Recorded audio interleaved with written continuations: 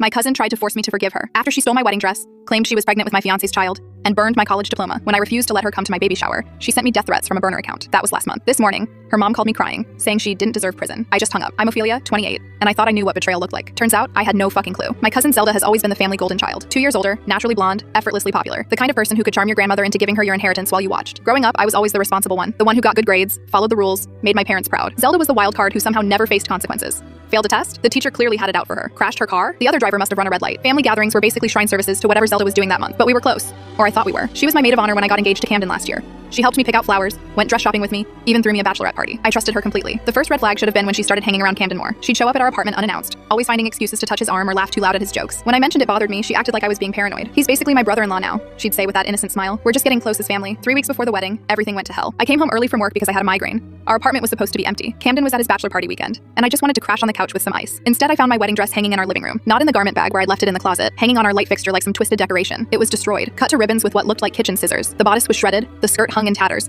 and someone had poured red wine all over the remains. My grandmother's pearls that had been sewn into the neckline were gone, ripped off and scattered across the floor. I stood there shaking, trying to process what I was seeing. This dress had cost me 8 months of savings. It wasn't some designer gown, but it was perfect for me. Simple, elegant, exactly what I dreamed of wearing. And now it looked like evidence from a crime scene. That's when I heard giggling from the bedroom. I crept down the hallway, my heart pounding so hard I could hear it in my ears. The bedroom door was cracked open and I could see movement inside. More giggling, then a male voice I recognized. Camden. My fiancé, in our bed, with Zelda. I should have stormed in, should have screamed, should have thrown things. Instead, I pulled out my phone and started recording. Some instinct told me I'd need proof of what I was seeing. They were naked, obviously post-sex, sharing what looked like a bottle of champagne. My champagne. From the bottle Camden and I had been saving for our wedding night. Zelda was wearing my engagement ring, my fucking engagement ring that she must have taken off my nightstand. I can't believe we pulled this off, Zelda was saying, twirling the ring on her finger. Did you see her face when I suggested she lose weight for the dress? God, she actually started doing those stupid cleanses. Camden laughed. You're terrible. But yeah, she's been so stressed about everything. Makes this easier. The dress was inspired though. When she sees it, she'll know exactly what happened. No way she can pretend this is just cold feet. What about after? When people ask where I went, we stick to the plan. I'll say I came here to comfort you after she ran off. Poor Camden, abandoned at the altar by his crazy fiancé.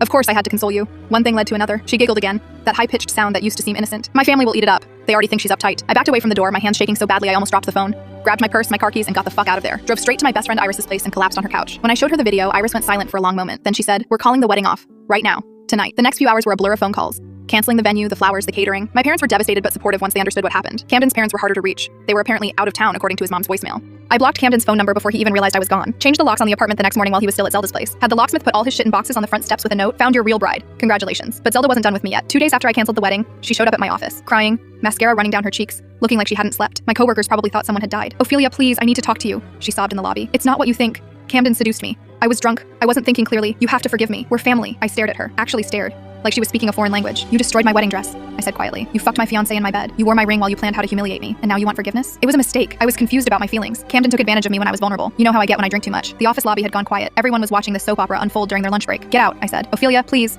Get the fuck out of my building before I call security." She left, but not before hissing, "This isn't over. You can't just cut family out forever." She was right about one thing. It wasn't over. A week later, I got a call from my mom. Zelda had told the entire family that I'd gone crazy with wedding stress and accused her of things she never did, that I destroyed my own dress in some kind of breakdown and was now blaming her to avoid embarrassment. She'd spun this whole story about trying to help me through my mental health crisis and getting attacked for it. Half the family believed her. My aunt Coral, Zelda's mom, actually called to suggest I get therapy. Said Zelda was worried about me and just wanted to help heal the family rift I'd caused. What rift I caused? I asked. Did she mention she was fucking Camden? Ophelia! Language! And no, she said you made up that story because you couldn't handle the stress of getting married. Honey, maybe you should talk to someone professional. I hung up on her. Camden tried reaching out through mutual friends. Sent messages saying Zelda had manipulated both of us, that he realized he'd made a huge mistake, that he wanted to work things out. I blocked every number he used and every social media account. Changed my email address. Made it clear I wanted nothing to do with either of them. But Zelda kept trying. She showed up at my apartment building, left flowers outside my door with notes about healing and moving forward as family. Sent friend requests from fake social media accounts. Had her friends reach out to my friends asking about me. The breaking point came 2 months after the wedding that never happened. I was finally starting to feel normal again. Had gone back to my regular routine. Was seeing a therapist to work through the betrayal. Even went on a few dates. Life was moving forward. Then I came home to find my apartment had been broken into. Not robbed. Nothing valuable was missing. But someone had gone through everything. My bedroom drawers dumped out. Papers scattered everywhere.